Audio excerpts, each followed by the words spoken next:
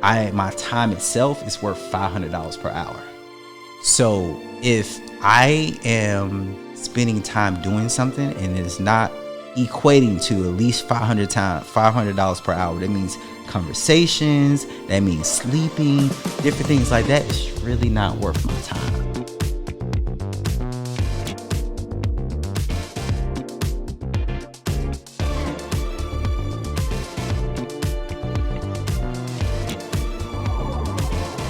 Yo, what's up? Smitha Lee. Welcome back to the podcast where we focus on family, faith, and business. And today, I want to talk about this. So, my biggest thing when it comes to motivation, and oftentimes I hear this from people, it's very hard for me to find motivation because I'm working 2 jobs or to really pour into what I want to do. Or I hear, I'm a single mom. I don't really have the support and things like that. I am trying to make time to do this said thing. Oftentimes, I'm going to say this. It really boils down to decision-wise of what we want to do in life and how we want to frame that. Okay.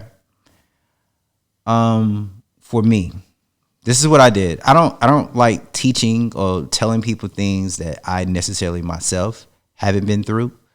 So every single time when I'm speaking, I don't like to tell people, well, you should do this. I like telling people, hey, this is what I did. And if that correlates with you, then that's totally fine. If it doesn't work for you, that's totally fine, because it's not up to me to tell you what to do, because your life is totally different from mine. But this is what I did. And you could take bits and pieces from what I did in the blueprint that I did to then kind of figure out, okay, I know that he did this, so maybe I can modify this portion right here to then add that to my life, because this puzzle may not necessarily work for me. But if I shave the side of this corner and I shave the side of this line, it actually does work in the missing piece that I need in my life. That's what I want you to see. So I don't want to never get to a place of telling you, you should do this. And if I have in the past, I'll totally apologize for that. I'm in a new space. And it's really a really strong growing space and a learning space where I just want to teach from my experiences. And whether that resonates with you, it's totally fine. If it doesn't, hey, there's plenty of other channels.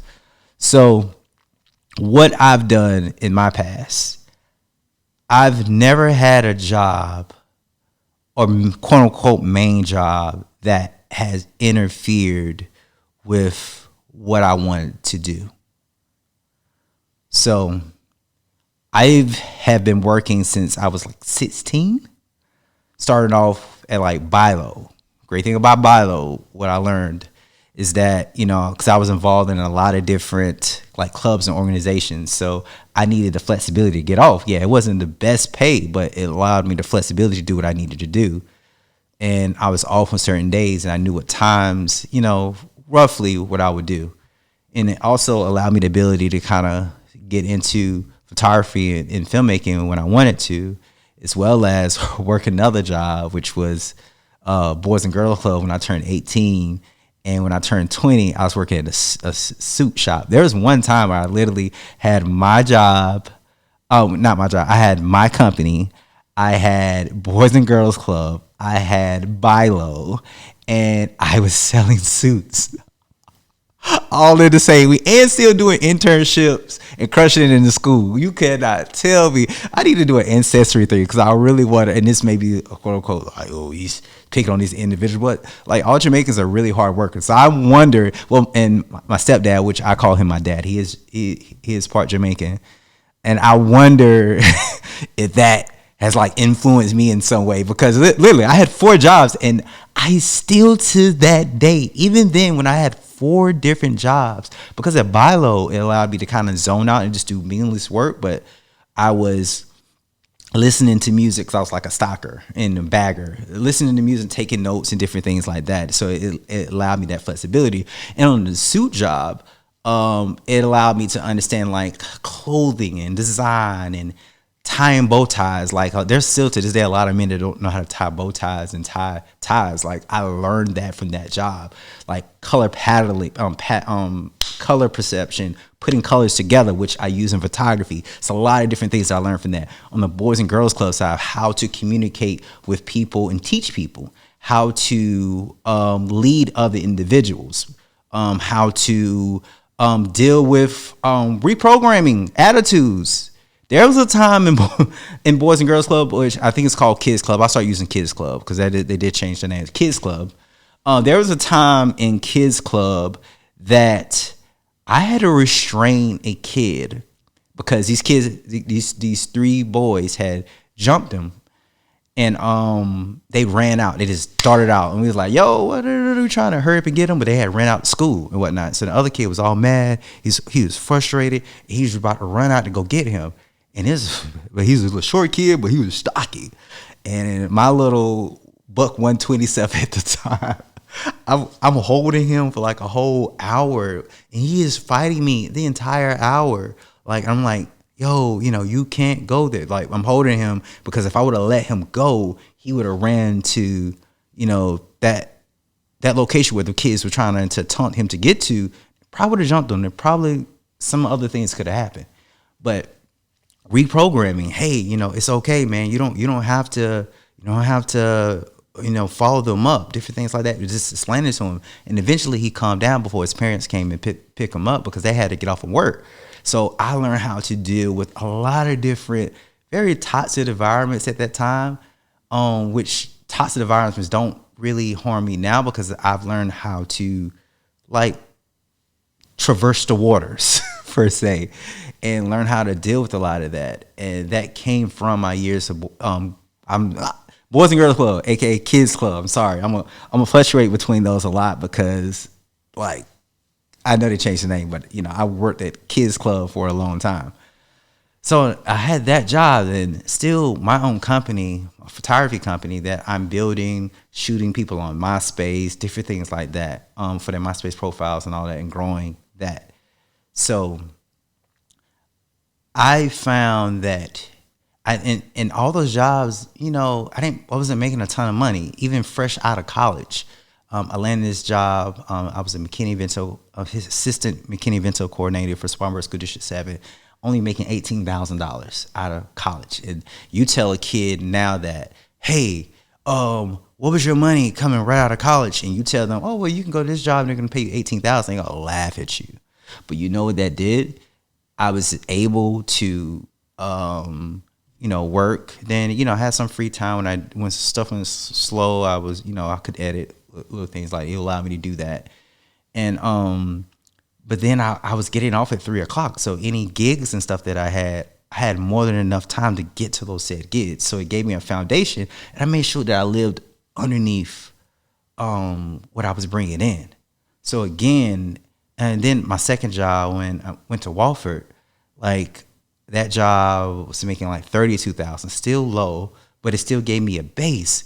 But I was able to scale to this, 6-figure company that's, growing into a 7 off of having jobs that did not interfere with what I wanted to go in. And as soon as the job started interfering with what was going on, it's time to ditch.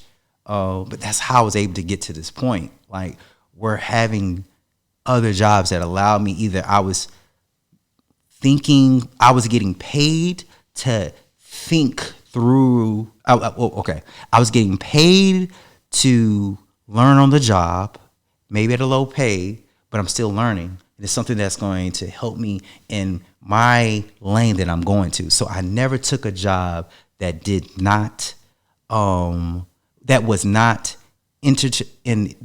connected to where I wanted to go. I still remember this book that I was reading that Steve Jobs took calligraphy, and that turned into the fonts of Apple. Like just small things like that sometimes you take, and paths that you take that lead you to where you want to go. And I say this, oftentimes we spend ourselves in jobs or groups or organizations that we just do it for the name or do it for the money's sake. And if you want to do that, it's totally fine. Some people are meant to just let me say this. Everybody is not meant to be an entrepreneur. This lifestyle is not meant for everyone, because you have to find your way. You have to find your yes. And everybody is not meant to do that. Okay. But there are those individuals that love this path, and you have to make sure that things that you're connecting yourself to do not distract you for what you want to do. Any organization that I'm a part of, any group that I'm a part of, even when it comes to an event, how is this benefiting the process? Because my time is very limited, especially now. I mean, I'm a husband, a father of two. I have like 15 people teamwork wise that, I help facilitate to, like mentors. Like I have a lot of mentees that I mentor. It's a lot of moving parts that's going on. Like when I was equating my time, and this is something you really should, equate. This is one of my mentors. He actually broke it down. He's like, how much are you worth per hour? In general, I was like, how much? So had me take, what I made for the year and projected where I want to go. That's what he did. He didn't take what I actually made. He projected where I wanted to go and broke that down by the amount of hours that are within a year. So, and it broke down to like goal-wise where I want to go. It may be different from other individuals, but this is my next step. My time itself is worth $500 per hour. So if I am spending time doing something and it is not equating to at least $500 per hour, that means conversations, that means sleeping, different things like that, it's really not worth my time. Okay? So education, even in that, guys, there's still things, I still go out and get education to learn and formulate the vision and the path that I want to go into. Okay. So what is your time per hour? Have you ever thought about breaking that down? Like, how much are you really worth? So, and how is the thing that you're a part of, how's that playing into your vision? Okay. And I even had to think about that in my earlier days when, I was building my team, because some of the early people within the team were, strong, family members, different things like that. But they weren't really sold. They were helping just to help. They wasn't really sold into the vision because it's not necessarily something that they want to do. So now when I bring people a part of the organization, is this something you want to do? Because I'm going to be pouring more into you, pouring time, pouring resources and all these different things into mentoring you, or, bringing you on the staff, different things like that. And my goal for you is to be the best you can be, whether that's being a business owner or just being a really strong creative that just wants to create, but it has to be in that vision. Okay. So my thing for you. All right. Lack of motivation oftentimes happens when we are not focused on really the end goal of what we want to do. So if you want to focus your motivation, focus where you want to be, think about the end goal. If I want to become the next Oprah, how do I deconstruct that and build backwards to get to that point? What are the things that I'm doing today that's going to get me to that destination? Because if I'm not working on the things, if everything that I'm involved in, every group, every organization, everything that I'm a part of, if it's not building to whatever that end goal is, what happens is it's wasted time. So instead of me trying to tell you, hey, I should focus on, you should do this as a single mom, or you should do this as a college student, you should do this as a teenager, or you should do this as a married couple. What you should be focusing on is everything that I'm involved in, how is that benefiting the end goal of where I want to get to? And reconstruct that backwards. And you'll be surprised. Oftentimes, a lot of the things that you're connected to truly do not benefit you. I didn't say it, I'm just a messenger, right? So it's been a blessing talking with you. It's been a great talk. I'm getting on myself to make sure I'm more active on these things. You see I'm gonna have more of my fresh fits and stuff on here too. I like this. I'm start putting it. I'm not gonna put down the designers yet, because y'all gonna be trying to peep the game, and the clothing thread game is gonna be off the chain this year. I'm just want to let you all know that. But again, it's been a blessing talking to you all. Welcome to the podcast, and again, we're focusing on family, faith, business. See you next time.